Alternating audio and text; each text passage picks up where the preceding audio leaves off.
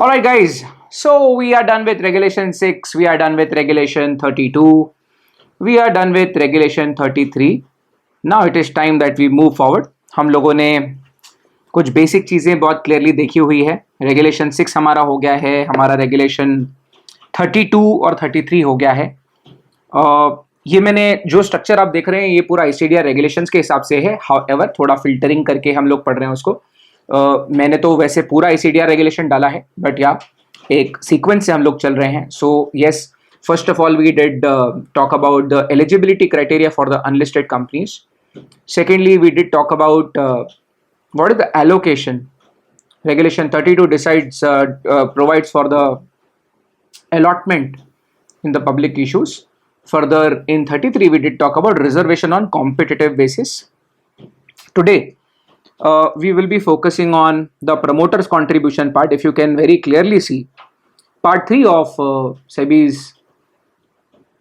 ICDR regulation, ये जो chapter 2 का part 3 है, उसमें प्रमोटर कंट्रीब्यूशन के बारे में दिया हुआ है कि ठीक है, if the company is planning for an IPO और for a public issue, is there any amount specified जो प्रमोटर्स को लेकर आना पड़ेगा?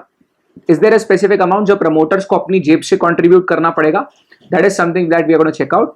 Secondly, we are gonna check out वो जो प्रमोटर्स का कॉन्ट्रीब्यूशन है उसका लॉक इन पीरियड है क्या. मेरे कहने का मतलब, मान लीजिए अगर एक पब्लिक इशू आ रहा है, प्रमोटर्स को टोटल इशू का कुछ परसेंटेज अगर कॉन्ट्रीब्यूशन लाना है, तो पहले तो हम ये देखेंगे कि लाना कितना है, फिर कब लेकर आना है, और वो लेकर कहाँ आना है, कहाँ रखना है, उसको यूज कब कर सकते हैं वो कंट्रीब्यूशन को.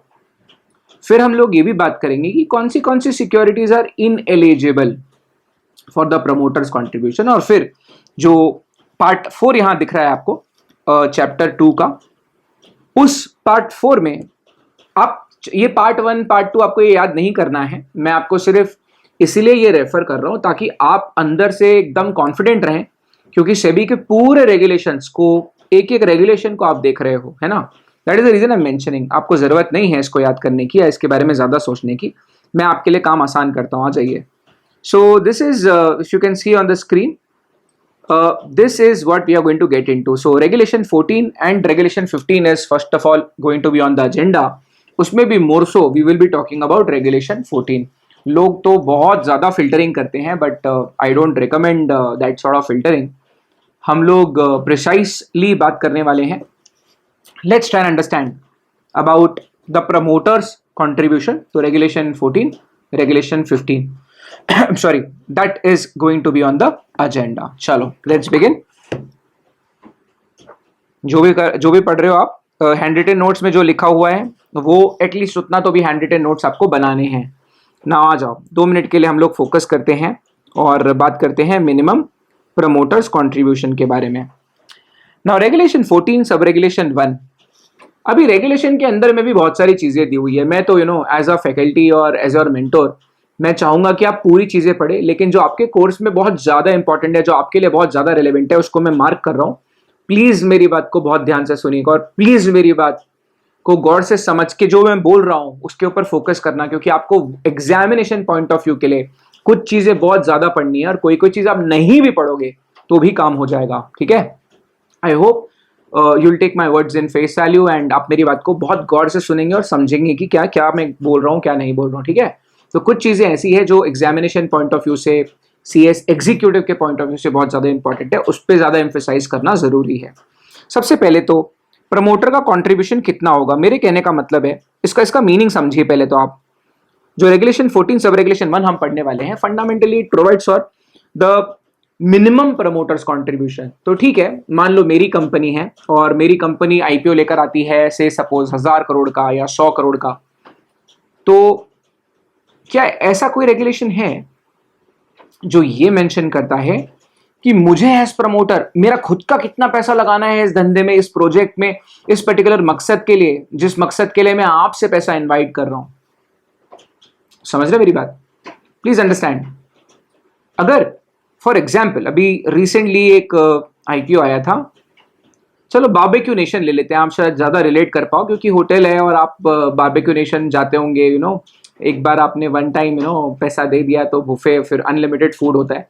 अब जैसे बारबेक्यू नेशन मान लो 1000 करोड़ रुपए का आईपीओ लेकर आता है, या लेकर आया था, 1000 करोड़ के आसपास का आईपीओ था उनका। 14(1) प्रिसाइसली प्रोवाइड्स कि अगर बारबेक्यू नेशन 1000 करोड़ रुपए का पब्लिक इशू लेकर आ रहा है तो भाई बारबेक्यू नेशन के प्रमोटर को, जो कंपनी का कर्ता धरता है, वो प्रमोटर अपनी जेब से कितना कंट्रीब्यूशन लेकर आएगा। ऐसा नहीं होना चाहिए कि पूरा का पूरा पैसा पब्लिक का लगा हुआ है और प्रमोटर ने कोई भी पैसा नहीं डाला है, फिर तो प्रमोटर बिल्कुल मजे में होगा। पब्लिक का पैसा है, कुछ भी पैसा जेब से नहीं लगाया, प्रमोटर तो अनशन रिस्क लेगा। So that is the reason SEBI precisely has prescribed for promoters contribution. Now look at some of the provisions very carefully. Promoters of issuer shall hold at least 20% of post issue capital. जो भी promoters होंगे उन लोगों को कम से कम कितने shares, कितने securities hold करना पड़ेगा, कम से कम। अब सिक्योरिटीज मतलब पैसा लेकर आना है, पैसे के बदले सिक्योरिटीज कंपनी इशू करेगी उनको। तो कहने का मतलब यह कि कम से कम प्रमोटर अपना जेब से कितना पैसा डालेगा धंधे में, अपना जेब से प्रोजेक्ट में कितना पैसा डाल रहा है। The answer to that question is at least 20% of post issue capital. Again मेरे कहने का मतलब यह है कि कंपनी अभी आईपीओ लेकर आ रही है, मान लो इस आईपीओ में 100 करोड़ रेज कर रही है और इस आईपीओ लाने के पहले कंपनी का 100 करोड़ रुपए ऑलरेडी एग्जिस्टिंग कैपिटल था। तो आईपीओ के पहले था 100 करोड़, अभी और 100 करोड़ रुपए रेज कर रहे हैं, दोनों मिला के हो गया 200 करोड़। तो टोटल मिला के पोस्ट आईपीओ जो टोटल शेयर कैपिटल होगा उसका 20% कैपिटल प्रमोटर अपनी जेब से लेके आएगा। अगर 200 करोड़ रुपए टोटल पोस्ट इशू कैपिटल है तो कम से कम 40 करोड़ रुपए प्रमोटर अपनी जेब से लेकर आएगा। मेरे कहने का मतलब प्रमोटर को कम से कम इतना पैसा धंधे में लाना पड़ेगा जिसके बदले कंपनी प्रमोटर को शेयर इशू करेगी। ठीक है। अब आप बोलेंगे सर क्या बात कर रहे हो, मतलब is it real, is it for real, क्या मजाक चल रही है सर ये। So this is absolutely real, ये बिल्कुल एक रियलिस्टिक बात है। Yes, somebody might say that it is unfair to the first generation entrepreneurs। जो लोग सर फर्स्ट जनरेशन entrepreneurs हैं, जो पहली बार बिजनेस शुरू कर रहे हैं, जो पहली बार बिजनेस खड़ा कर रहे हैं, सर आपको नहीं लगता कि ये कंडीशन थोड़ी उनके लिए अनफेयर है? कुछ ज्यादा अमाउंट नहीं हो गया ये?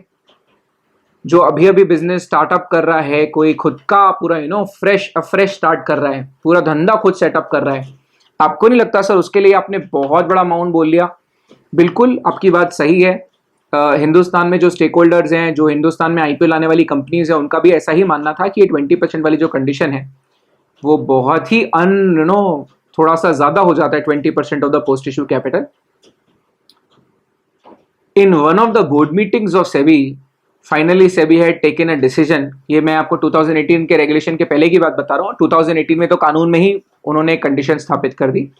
तो बाद में एक फैसला लिया गया था, यही 20% वाले कैपिटल के ऊपर एक प्रोविजन बनाया गया, बहुत इंपॉर्टेंट प्रोविजन है और स्टार्टअप्स के लिए, ये जो हिंदुस्तान में इकोसिस्टम है उसके लिए तो काफी ज्यादा रेलेवेंट है। What I am insisting on is, अब सेबी ने एक प्रोविजन रखा है, ये तो मेन रेगुलेशन है जो ऊपर लिखा है 14(1), उसके लिए एक प्रावधान है, प्रोविजन 1 है, उसको प्रोविजो भी बोलते हैं और प्रोविजन भी बोल सकते हैं। द प्रोविजन सेज कि अगर ये 20% जो प्रमोटर को कंट्रीब्यूशन लेकर आना है, ये 20% का आधा, मतलब कि टोटल पोस्ट इशू कैपिटल का 10%, आप चाहो तो अगर प्रमोटर से अरेंजमेंट नहीं हो रहा है तो वो 20% का आधा, समझ रहे हो, 20% का आधा मतलब टोटल पोस्ट इशू कैपिटल का 10% तक आप किसी इन्वेस्टर को बोल सकते हो कि वो पैसा लेकर आ जाए, कोई वेंचर कैपिटलिस्ट को बोल सकते हो वो पैसा लेकर आ जाए। तो एज अ प्रमोटर, अगर कोई फर्स्ट जनरेशन प्रमोटर है, उसको 20% पोस्ट इशू कैपिटल लाना नहीं हो पा रहा है, कोई बात नहीं, उसका आधा हिस्सा आप कहां से लेके आ सकते हैं? If what is the condition? Look at the condition, guys. The condition is if the post issue share capital of promoter is less than 20%, कोई बात नहीं, आपको सेबी ने आपके लिए एक बढ़िया कंडीशन बनाई है, सेबी ने आपके लिए एक बढ़िया प्रावधान बनाया है। लुक एट द प्रावधान। ऐसे केस में venture capital fund, foreign venture capital fund, कोई शेड्यूल कमर्शियल बैंक या कोई PFI, that is public financial institution, या कोई इंश्योरेंस कंपनी चाहे तो वो कंट्रीब्यूशन लेकर आ सकती है, लेकिन ये 20% का आधा ही लेकर आ सकती है, मतलब total paid up share capital का 10% हिस्सा आप उनसे लेकर आ सकते हो।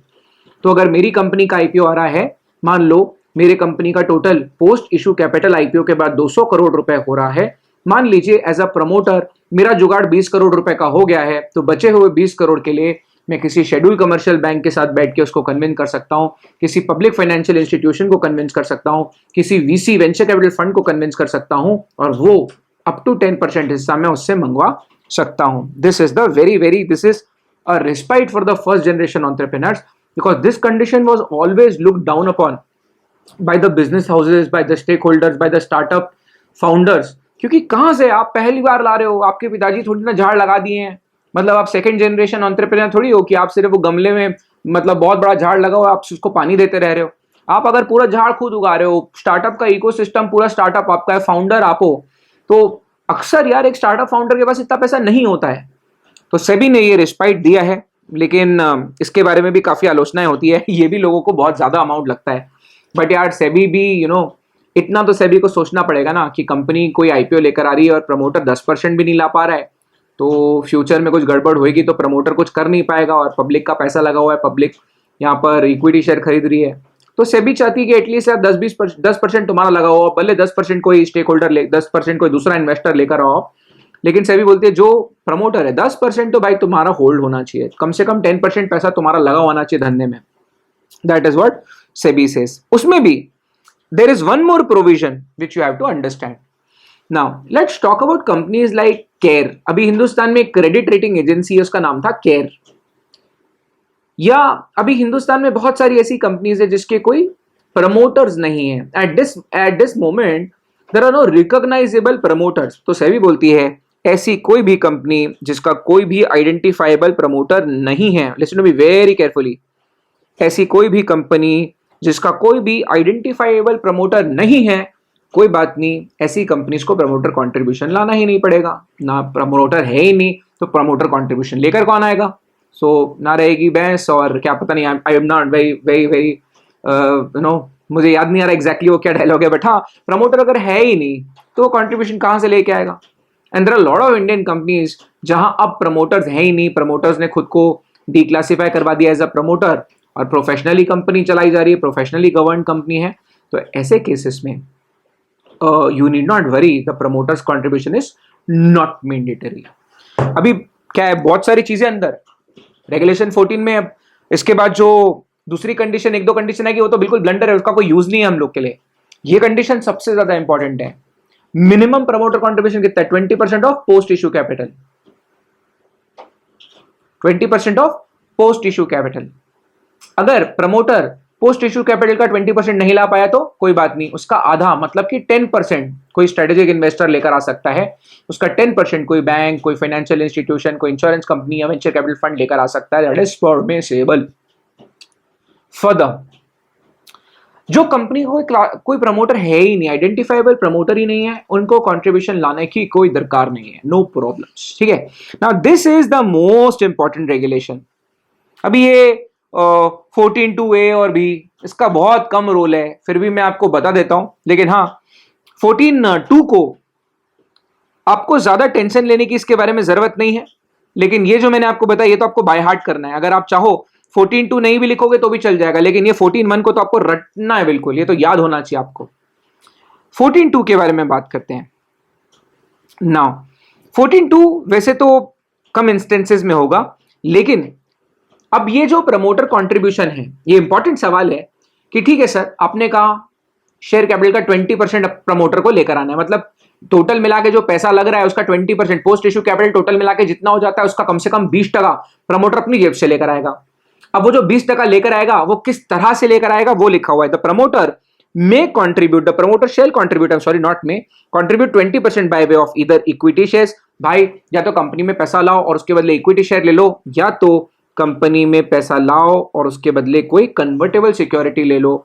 मतलब शुरू में भले कोई सिक्योरिटी हो जो इक्विटी शेयर ना हो, बट कन्वर्ट होने पर वो इक्विटी शेयर बन जाए। तो प्रमोटर चाहे तो कंपनी की इक्विटी शेयर्स खरीद ले, या प्रमोटर चाहे तो कोई कन्वर्टेबल सिक्योरिटी खरीद ले जो कन्वर्ट हो जाए इक्विटी शेयर में। तो पैसा लाएगा प्रमोटर, कंपनी को देगा पैसा और कंपनी उसको क्या देगी, या तो इक्विटी शेयर या तो कोई कन्वर्टेबल सिक्योरिटी। अब यहाँ पे कन्वर्जन की हम बात कर रहे हैं तो कोई इच्छाधारी नागिन थोड़ी ना वो इंसान में कन्वर्ट हो जाएगी, कन्वर्जन इक्विटी शेयर में ही होगा। कोई भी सिक्योरिटी वो इक्विटी शेयर में कन्वर्ट होगी, तो कन्वर्जन के बाद इक्विटी शेयर ही बन जाएंगे। तो एक प्रमोटर कंपनी में पैसा लाए, उसके बदले या तो पहले ही इक्विटी शेयर ले ले या तो उसके बदले वो कन्वर्टेबल सिक्योरिटी ले ले। मतलब ऐसा डिवेंचर, ऐसा प्रेफरेंस शेयर जो बाद में कन्वर्ट हो जाए इक्विटी शेयर में। फर्दर अभी इसमें एक प्रोविजन है जो कि काफी इंपॉर्टेंट है, याद नहीं करोगे तो भी चलेगा लेकिन मैं बताऊंगा, मेरा काम है कि आपको मैं अच्छे से बताऊं। If the price of equity shares person to conversion is not predetermined and not disclose in offer document, promoter shall subscribe to convertible security being issued in public issue and shall undertake in writing to subscribe equity shares। यहां लिखा हुआ है कि अगर company के promoters convertible notes, convertible securities ले रहे हैं, तो सेबी का ऐसा मानना है कि यार अगर कन्वर्टेबल सिक्योरिटी प्रमोटर ले रहा है तो कन्वर्जन कितने रुपए पे होगा। मतलब प्लीज मेरी बात ध्यान से सुनना, अगर प्रमोटर खुद को 100 रुपए वाला कन्वर्टेबल प्रेफरेंस शेयर इशू कर रहा है, तो ये जो 100 रुपए का कन्वर्टेबल प्रेफरेंस शेयर है, जब ये 100 रुपए का convertible preference share equity share में कन्वर्ट होगा तो इक्विटी शेयर किस भाव पे हम लोगों को मिलेगा। मतलब अगर इक्विटी शेयर 50 रुपए के भाव पे मिल रहा है तो मेरे एक प्रेफरेंस शेयर, एक 100 रुपए का प्रेफरेंस शेयर के बदले मुझे 2 इक्विटी शेयर मिलना चाहिए, है ना। अगर एक 100 रुपए का प्रेफरेंस शेयर है, वो 100 रुपए का प्रेफरेंस शेयर अगर इक्विटी में कन्वर्ट हो रहा है और इक्विटी शेयर का भाव 100 रुपए है तो मुझे एक प्रेफरेंस शेयर के बदले एक शेयर मिलना चाहिए। तो सवाल ये है कि भाई आपने क्या ये पहले ही डिटरमाइन किया है कि कन्वर्जन के बाद जो इक्विटी शेयर मिलेगा वो एग्जैक्ट किस प्राइस पे मिलेगा। अगर हाँ तो जय माता दी, कोई टेंशन की बात नहीं। लेकिन अगर तुमने पहले नहीं डिसाइड किया था कि कन्वर्जन एग्जैक्टली क्या प्राइस पे होगा, ऐसे केस में एक बात हमेशा याद रखना कि कन्वर्टेबल सिक्योरिटी आपको पब्लिक इशू में ही सब्सक्राइब करनी पड़ेगी। मतलब आईपीओ जो पब्लिक के लिए आ रहा होगा उसमें आपको सिक्योरिटीज खरीदनी पड़ेगी, कन्वर्टेबल सिक्योरिटीज खरीदनी पड़ेगी। आप पहले वाली सिक्योरिटीज को लॉक इन नहीं मान सकते। Promoter shall subscribe to convertible security being issued in public, और प्रमोटर को वादा करना पड़ेगा कि 100% वो कन्वर्जन पे इक्विटी शेयर्स पे सब्सक्राइब करेगा, कन्वर्जन होने के बाद वो इक्विटी शेयर्स खरीदेगा। ठीक है। फर्दर अब ये बी जो है ये बिल्कुल इसका इस्तेमाल नहीं होता है ज्यादा इंडस्ट्री में, बट ठीक है बता देता हूं। In case convertible securities which are convertible or exchangeable on different dates and if promoter's contribution is by way of equity shares, conversion price पहले से ही decided है, such contribution shall not be at price lower than the weighted average price of equity share capital। Again कहने का मतलब simple है कि अगर convertible securities है जो कि कन्वर्ट होने वाली है इक्विटी शेयर में, अलग अलग डेट्स पे कन्वर्ट होने वाले हैं, ऐसे केस में कन्वर्जन प्राइस जो भी डिटरमाइंड होगा it should not be less than, that price should not be less than weighted average price of the equity share capital.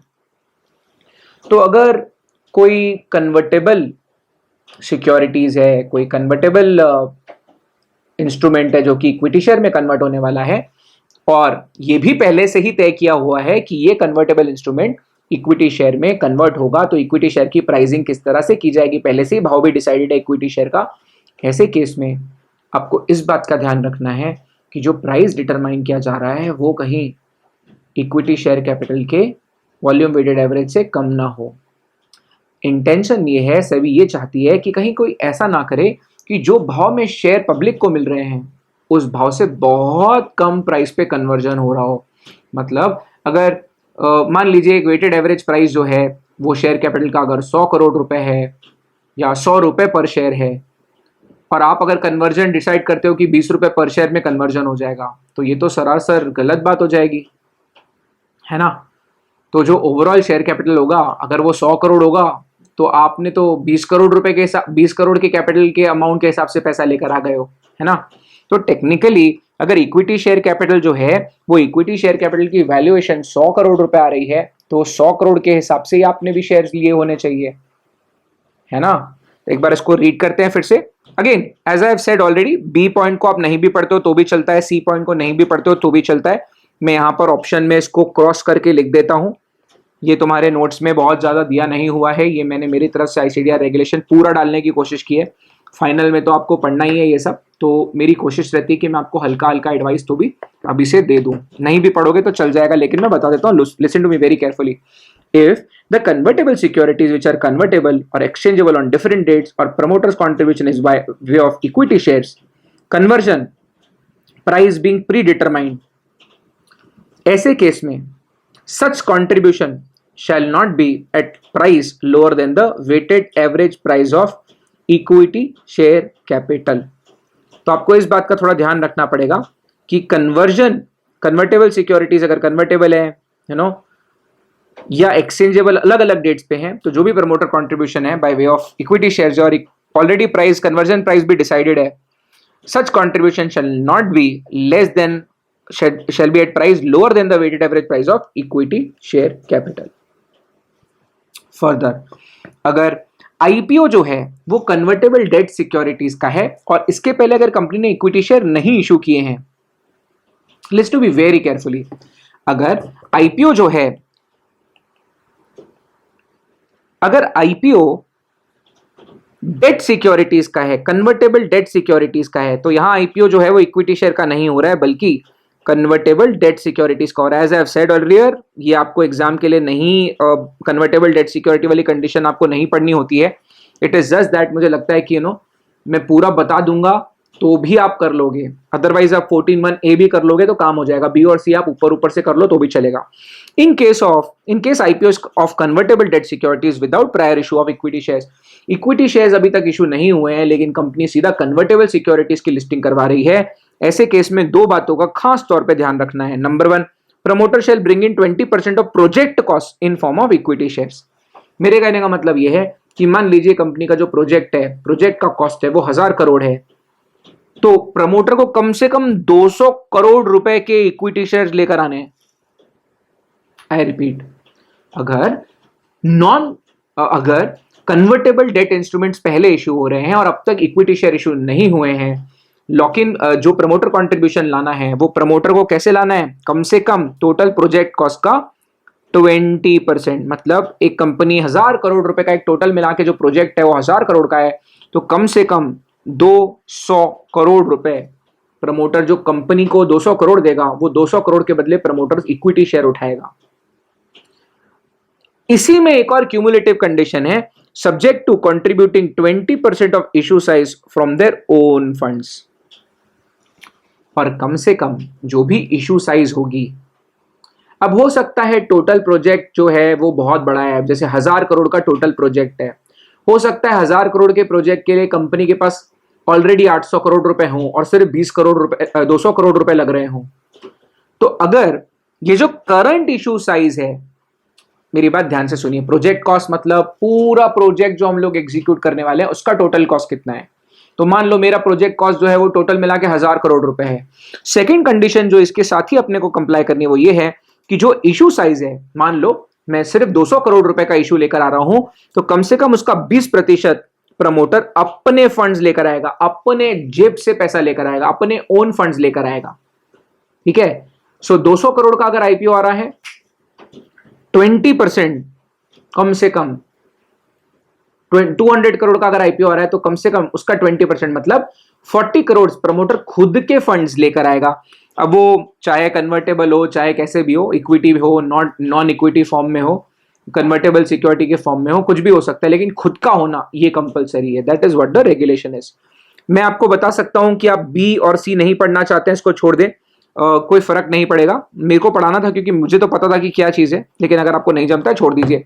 हम लोग इक्विटी शेयर के आईपीओ की बात करते हैं और एग्जामिनेशन पॉइंट ऑफ व्यू से वो ज्यादा इंपॉर्टेंट है। अच्छा सर सुनो ना, प्रमोटर कंट्रीब्यूशन लाना है आपने बता दिया, कहां बताया, 14(1) में बताया कि प्रमोटर कंट्रीब्यूशन कितना लाना है, कितना लाना है डिसाइड हो गया। अब 2 में हमने बोला, 2 में सिर्फ ए वाली कंडीशन अगर आप पढ़ें तो उसमें हमने बोला भाई bye way of equity share या कन्वर्टेबल सिक्योरिटी, मतलब प्रमोटर जो पैसा लाएगा उसके बदले या तो उसको इक्विटी शेयर दे दो या तो उसको कन्वर्टेबल सिक्योरिटी दे दो जो बाद में इक्विटी में कन्वर्ट हो जाए। तो कितना लाना है, किस फॉर्म में लाना है, और अब सब रेगुलेशन 3 में लिखा हुआ है कि भाई पैसा लाना कहां है। तो आपको ये पैसा लेकर आना, लाना कब है, आई एम सॉरी, ये पैसा लाना कब है, ये पैसा आपको लेकर आना है 1 day prior to date of opening of the issue. जिस दिन भी अपना आईपीओ खुल रहा होगा, जिस दिन भी अपना पब्लिक ऑफर, पब्लिक इशू खुल रहा होगा, पब्लिक के लिए जो बोलियां लगने के लिए जिस दिन अपन इशू ओपन कर रहे होंगे, 1 day prior to date of opening of issue आपको पैसा लेकर आना है। अब पैसा कहां लेकर आना है, कब लेकर आना है, ये डिसाइड हो गया। अब कहां लेकर आना है, पैसा रखेंगे कहां। सब रेगुलेशन 4 बोलता है this shall be kept in escrow account with the scheduled commercial bank. तो किसी न किसी शेड्यूल कमर्शियल बैंक के पास आपको एक एस्क्रो अकाउंट खोलना पड़ेगा, एक स्पेशल पर्पस के लिए अकाउंट खोलना पड़ता है, और पैसा ये एस्क्रो अकाउंट में लाओगे। और ये पैसा कब रिलीज हो पाएगा, प्रमोटर जो कंट्रीब्यूशन अपने जेब से पैसा, प्रमोटर जो कंपनी के लिए अपने जेब से पैसा लेकर आया है, ये नंबर 1 लाना कितना है, पोस्ट इश्यू कैपिटल का 20%। किस फॉर्म में लाना है, इक्विटी या कन्वर्टेबल डेट। कब लाना है, इशू ओपन होने के 1 दिन पहले।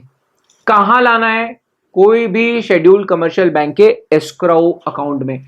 एस्क्रो अकाउंट क्या होता है सर, अरे एस्क्रो अकाउंट का मतलब होता है कोई भी अकाउंट जो स्पेशल पर्पस के लिए खोला गया है। जैसे आपने जेम्स बॉन्ड का मूवी देखा होगा, तो कसिनो में जब कोई कसिनो में जब वो खेल रहा होता है, तो 2 जब पार्टियां कसिनो में खेलती है और बड़ा बैट करती है, तो जेम्स बॉन्ड नहीं बोलता है कि put the money in the escrow.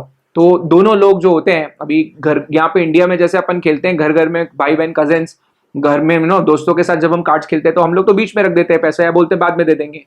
जो प्रोफेशनली खेलते हैं, जो कसिनो वसिनो में खेलता है, उसमें बोलते हैं भैया सुन, तेरे पे मेरे को भरोसा नहीं है, पहले आदमी के पास पैसा जमा कर फिर खेल, है ना। बिल्कुल वैसे ही यहाँ पे भी आपको एस्क्रो अकाउंट में पैसा पहले लाना पड़ेगा। 1 दिन इशू ओपन होने के 1 दिन पहले आपको बैंक में एस्क्रो अकाउंट में वो पैसा लाकर जमा करना है। अरे चार्ट बनाइए, सुनिए मेरी बात एकदम ध्यान से। कितना लाना है, 20% of the post issue capital. किस फॉर्म में, इक्विटी या कन्वर्टेबल सिक्योरिटी, जो कि इक्विटी में कन्वर्ट होगी। कब, इशू ओपन होने के 1 दिन पहले। कहां, शेड्यूल कमर्शियल बैंक के साथ एक एस्क्रो अकाउंट में। हाँ, ला के रिलीज कब होगा, प्रमोटर ने पैसा लाया है, इस्तेमाल कंपनी करेगी, तो कंपनी उस पैसे को कब रिलीज करवा सकती है, वो पैसे को कंपनी कब यूज करना शुरू कर सकती है, वो रिलीज कब होगा।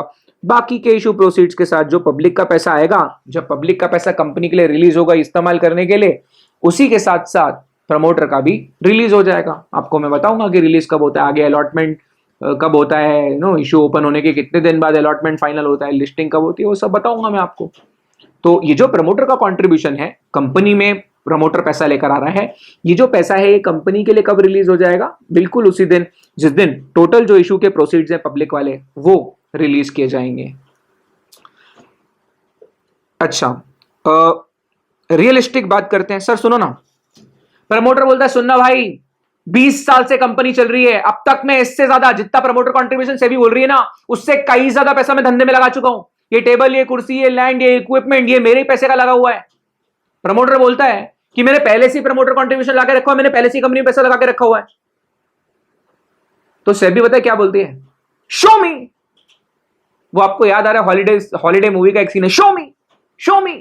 तो आप कैश फ्लो दिखा दीजिए, आपने जब पैसा लाया था, वो जब पैसा आया तो दिखाइए कैश फ्लो में उस पैसे से आपने क्या क्या किया है कंपनी में, वो पैसा कहां कहां लगाए। तो अगर आप बोलते हैं कि आपने पहले ही ये पैसा लगाया हुआ है, डोंट वरी अबाउट इट, आप अपना कैश फ्लो स्टेटमेंट दिखा दीजिए, हम मान लेंगे। तो सेबी बोलती है ठीक है, शो मी। तो आप उतना पैसा दिखा दीजिए, सेबी मान जाएगी। मतलब मेरे कहने का मतलब क्या समझेगा आप। अरे यार, हम बात कर रहे हैं कंपनी के आईपीओ की, यार कंपनी पैदा होते साथ थोड़ी ना आईपीओ लेके आती है यार, उसके पहले 3 साल 4 साल 5 साल रगड़ाई होती है, प्रमोटर बेचारा कॉम्प्रोमाइजेस करता है, दुनिया भर के तामझाम देखता है, उसके बाद 8-10 साल 12 साल बाद आपके जैसा मेरे जैसा उनको कंसल्टेंट मिलता है जो कंपनी सेक्रेटरी होता है, उसको बोलता है सुन मेरे भाई, इशू विशू ला, फ्रेश इशू लेकर आ, कुछ पैसा प्रमोटर्स के लिए ऑफर फॉर सेल में कुछ अपना हिस्सेदारी बेचो, कुछ कैश घर पे लेके जाओ, एंजॉय करो लाइफ। तो हमारे जैसे लोग मिलते हैं, तब जाके वो आईपीओ लेकर आते हैं 10-10 साल बाद, 8-8 साल बाद, 12-12 साल बाद।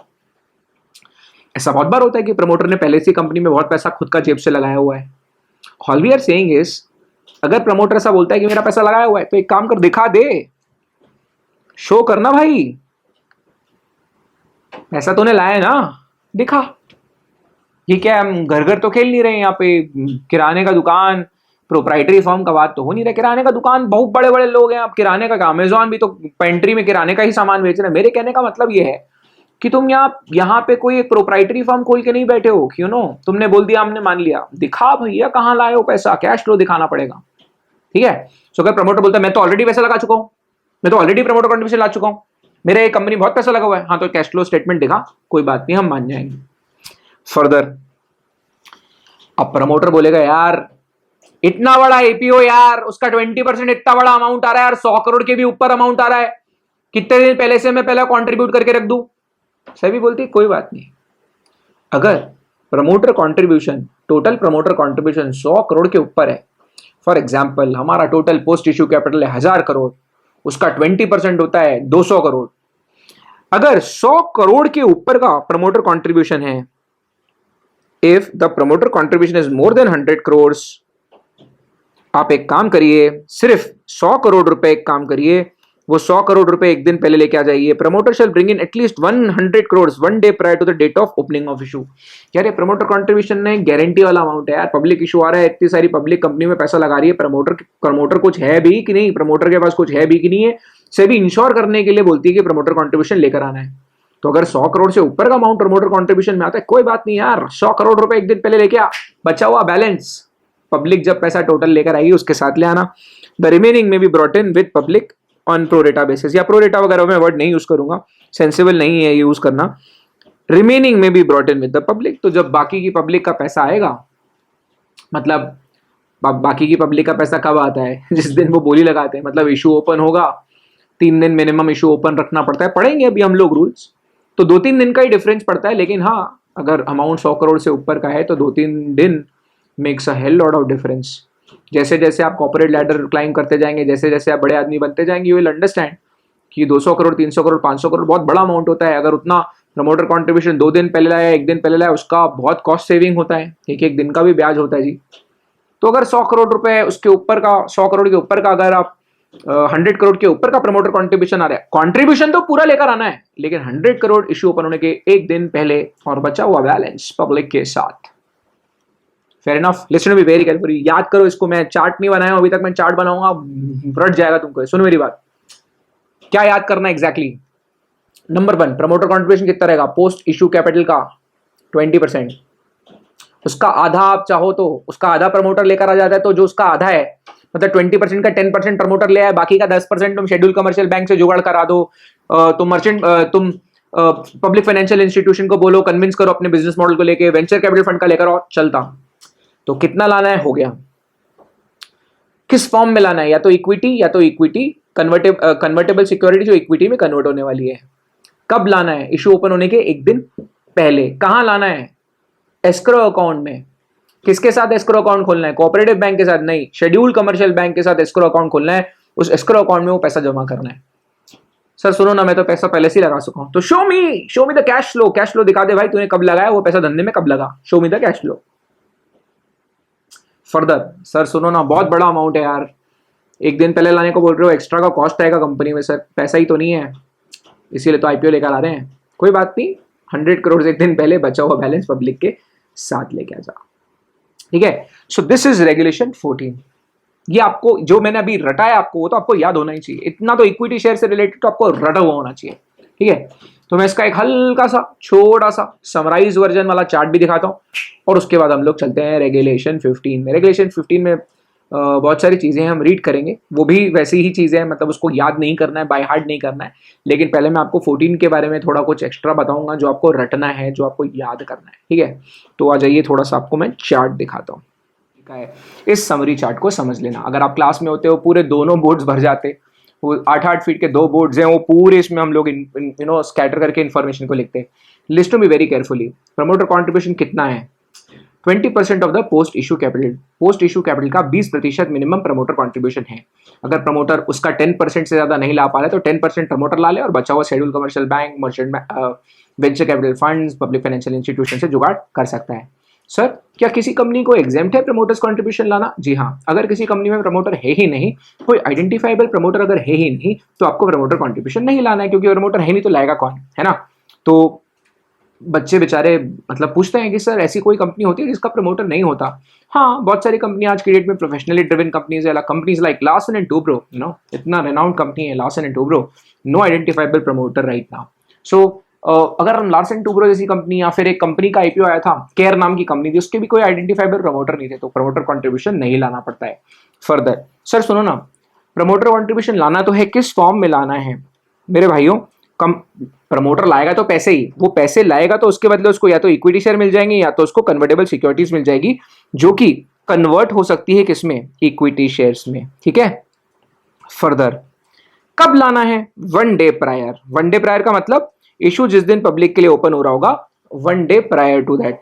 उसमें हमने एक और बात देखी, मतलब ये is the 1 point, this is the second point. तो नॉर्मली इशू जिस दिन पब्लिक के लिए ओपन होगा उसके 1 डे प्रायर प्रमोटर अपना कंट्रीब्यूशन लेकर आ जाएगा। लेकिन अगर प्रमोटर कंट्रीब्यूशन 100 करोड़ रुपए से ज्यादा का आ रहा होगा तो 100 करोड़ रुपए 1 डे प्रायर लेकर आ जाना है, बचा हुआ बैलेंस अमाउंट पब्लिक के साथ लेकर आ जाना है। फर्दर सर ये पैसा लाना तो है, ये पैसा कहाँ लाना है? आपको एक शेड्यूल कमर्शियल बैंक में एक एस्क्रो अकाउंट में ये पैसा जमा करना पड़ेगा।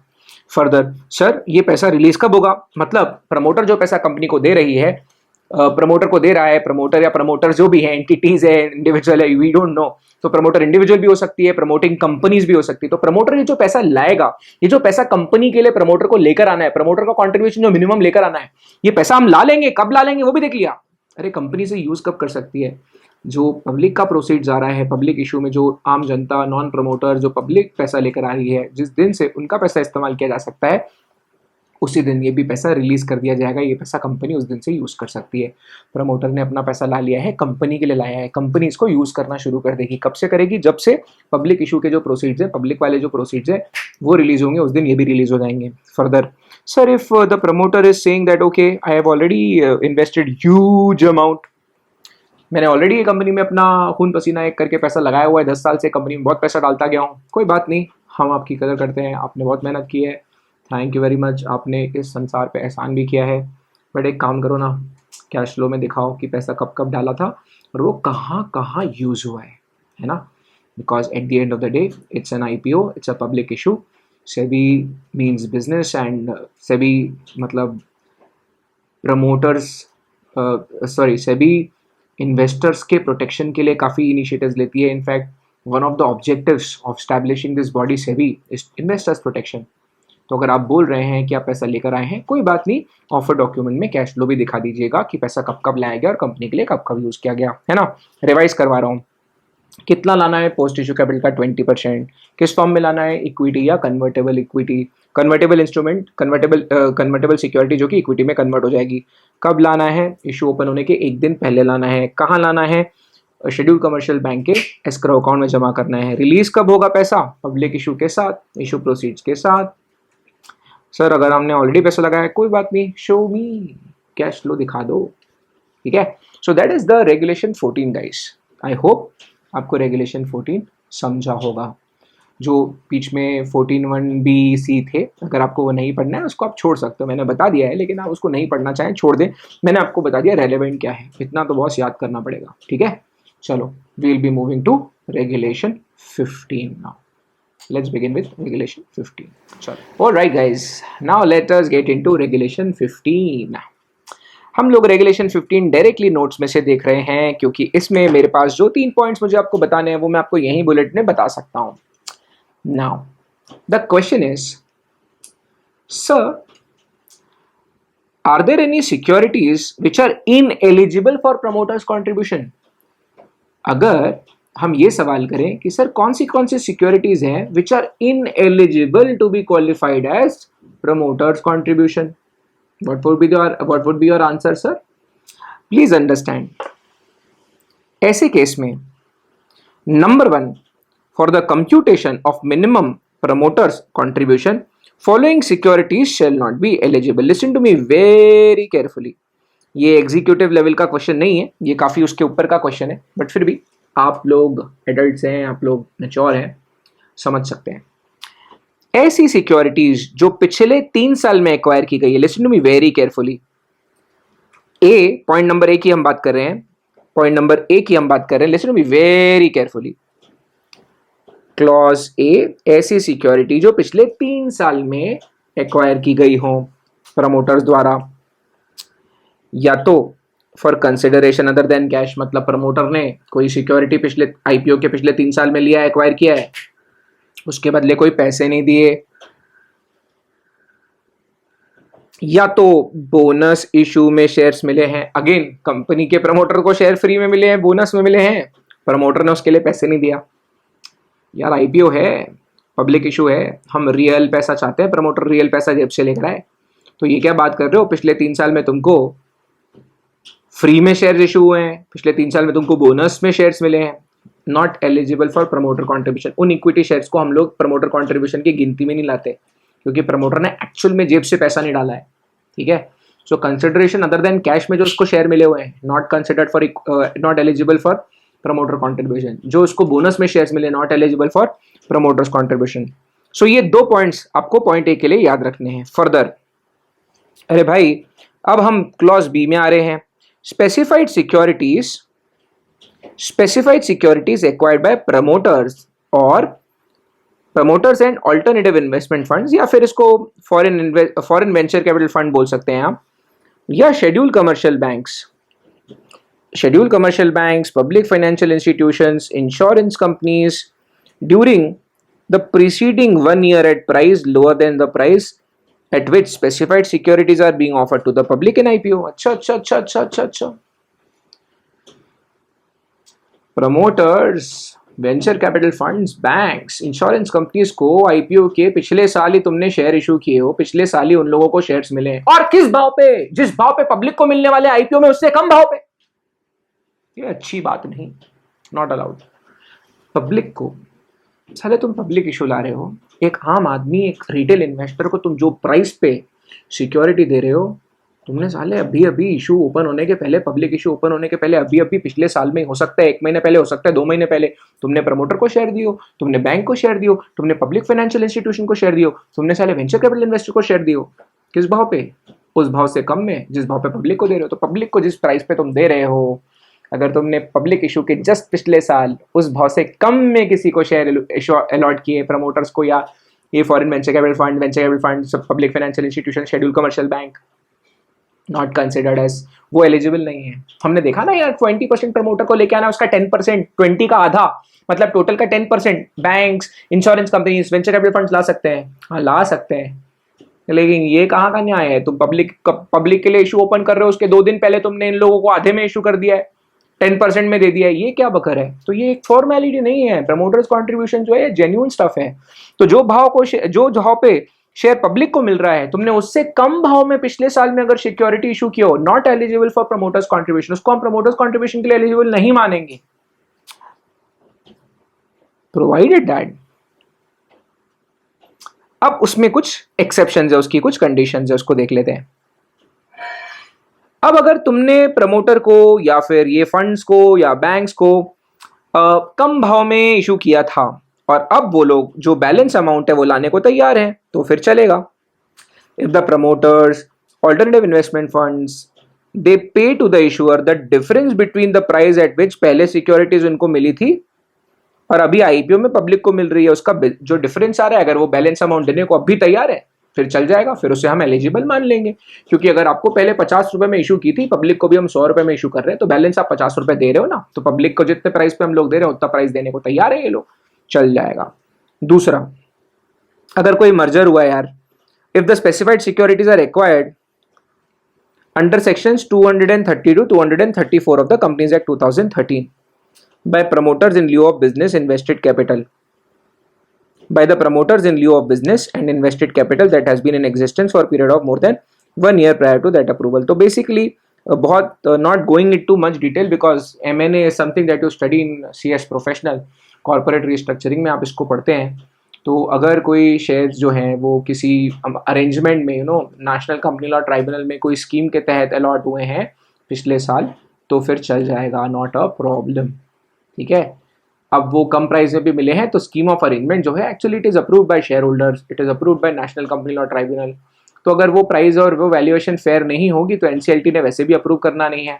तो ये जो सेकंड कंडीशन आप देख रहे हो, ये किसी नेशनल कंपनी लॉ ट्राइब्यूनल के ऑर्डर के तहत ये हुआ है, चल जाएगा।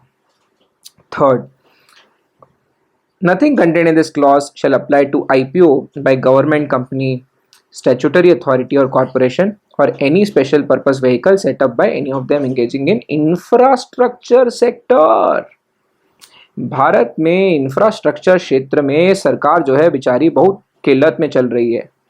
तो इंफ्रास्ट्रक्चर क्षेत्र में अगर आईपीओ गवर्नमेंट कंपनी का है, कोई हिंदुस्तान की स्टैट्यूटरी अथॉरिटी का है या कॉर्पोरेशन का है, या कोई स्पेशल व्हीकल है, मतलब एक स्पेसिफिक कंपनी खोली गई है गवर्नमेंट द्वारा या स्टैट्यूटरी अथॉरिटी द्वारा, अगर वो लोग, उन लोगों को अगर कम में मिला हुआ है तो भी चल जाएगा।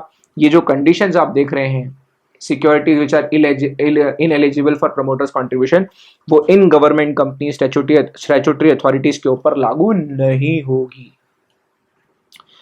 फर्दर जो इंफ्रास्ट्रक्चर क्षेत्र में उन्हीं के लिए गवर्नमेंट और ये स्टैट्यूटरी बॉडीज के लिए कंडीशन है, ठीक है। सी में बात करते हैं, क्लॉज सी देखिए, specified securities allotted to promoters और alternative investment funds. Alternative investment funds repetitively मैं बता रहा हूँ, वेंचर कैपिटल फंड्स को अभी ऑल्टरनेटिव इन्वेस्टमेंट फंड्स द्वारा रेगुलेट किया जाता है, रेगुलेशंस द्वारा रेगुलेट किया जाता है। तो प्रमोटर्स को या वेंचर कैपिटल फंड्स को पिछले एक साल में सिक्योरिटी मिली है इशू प्राइस से कम में, ठीक है। तो again against the funds brought in by them during that period, in case issuer formed by conversion of one or more partnership firms LLPs with partners of the erstwhile partnership firms LLPs are promoters of company and there is no change in business। तो यहाँ पे भी आप देख लीजिए, ये भी securities are ineligible, तो ये सी क्लॉज है। तो अगर प्रमोटर्स हैं और ऑल्टरनेटिव इन्वेस्टमेंट फंड्स या वेंचर कैपिटल फंड्स हैं, उनको आईपीओ के एक साल पहले आपने शेयर्स दिए हैं और जो शेयर्स दिए हैं वो पब्लिक को जिस भाव पे शेयर्स मिल रहे हैं उससे कम भाव पे अगर आपने दिए हैं तो नहीं चलेगा, ठीक है। Provided that specified securities allotted to promoters against the capital existing in such form for a period of more than 1 year on continuous basis shall be eligible.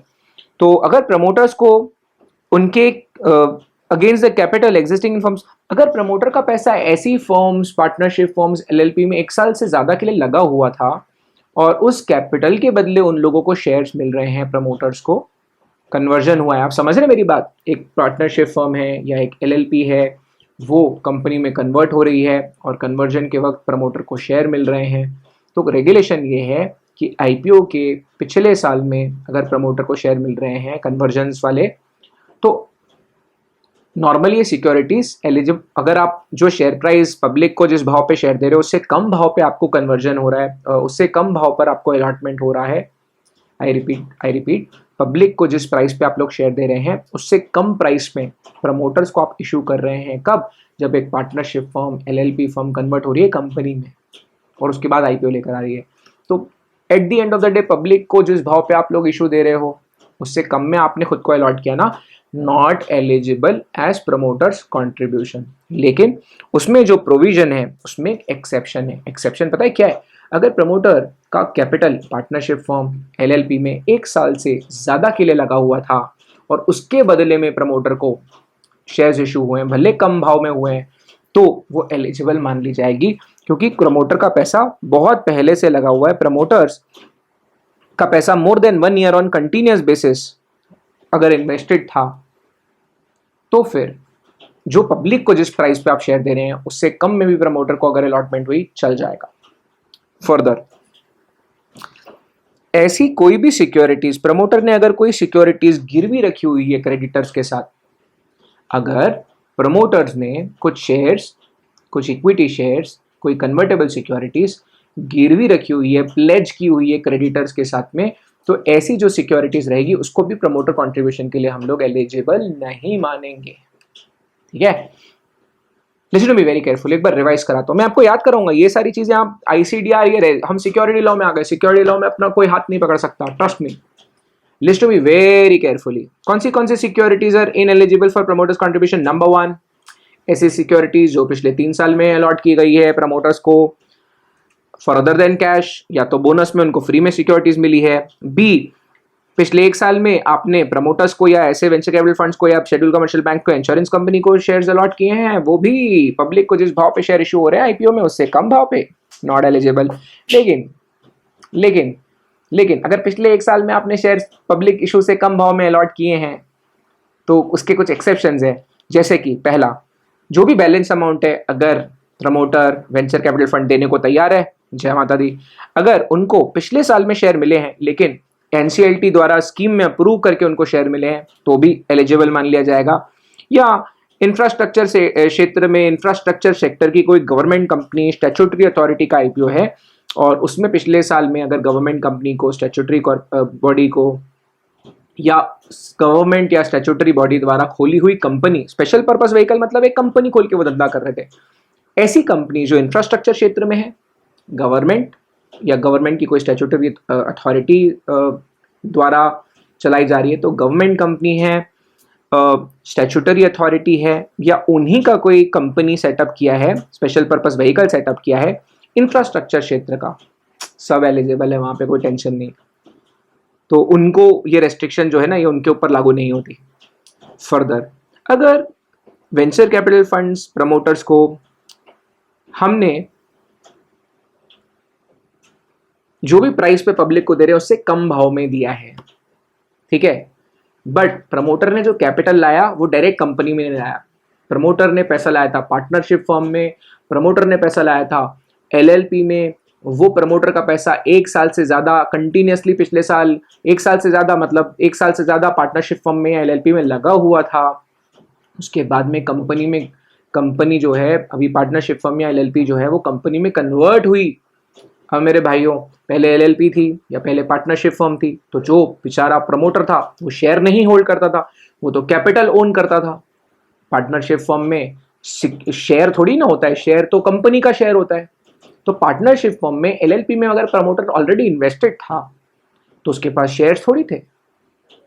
तो अगर पार्टनरशिप फर्म में एलएलपी है वो कन्वर्ट हो रही है company में और वो जो कैपिटल प्रमोटर का पार्टनरशिप फर्म या एलएलपी में लगा हुआ था उसके बदले अगर प्रमोटर को शेयर मिल रहे हैं, तो अगर पब्लिक को जिस प्राइस में दे रहे हो उससे कम में भी आपने दिए हुए हैं चल जाएगा। शर्त यह है कि प्रमोटर का पैसा कम से कम 1 साल से ज्यादा पार्टनरशिप फर्म में या फिर एलएलपी में ऑलरेडी लगा हुआ होना चाहिए। लास्ट नॉट द लीस्ट, ऐसा कोई भी पैसा जो प्रमोटर ने प्लेज किया हुआ है, ऐसा कोई भी पैसा जो गिरवी रखा हुआ है क्रेडिटर्स के साथ, not eligible for promoters contribution. Needless to say इसकी इंपॉर्टेंस बहुत ज्यादा नहीं है, सिंपल तरीके से इसको मैं याद करवाता हूँ, सिंपल तरीके से इसका भी आपको चार्ट दिखाता हूँ, अभी के अभी मेरे साथ इसको याद करके खत्म करो। आ जाओ। सो क्लास रेगुलेशन 15 एक बार जल्दी से रिवाइज करते हैं। Which are the securities which are ineligible for promoters contribution. ऐसी कौन सी सिक्योरिटीज है जिसको हम प्रमोटर्स कॉन्ट्रीब्यूशन के लिए एलिजिबल नहीं मानते? Number 1 focus, number 1 guys, focus focus focus. Securities जो पिछले 3 साल में एक्वायर की गई है for consideration other than cash, मतलब फ्री में या बोनस में, not considered as eligible for IPOs और पब्लिक इश्यूज, उसको प्रमोटर कंट्रीब्यूशन के लिए हम लोग एलिजिबल नहीं मानते।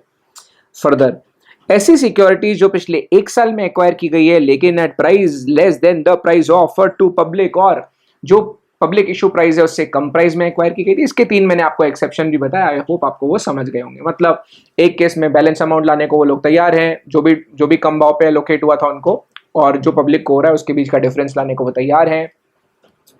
दूसरा केस, अगर scheme of arrangement, company law कहते हैं जो स्कीम ऑफ अरेंजमेंट्स होती है एनसीएलटी जिन्हें अप्रूव करती है, वो स्कीम के तहत अगर उन्हें अलॉटमेंट हुई है तो भी चलता है। इंफ्रास्ट्रक्चर क्षेत्र की कंपनी है, गवर्नमेंट कंपनी है, स्टैट्यूटरी बॉडी है, चल जाएगा। Further securities acquired during preceding 1 year at price less than the issue price, यहां पर भी इशू प्राइस से कम में इनको मिल रहा है।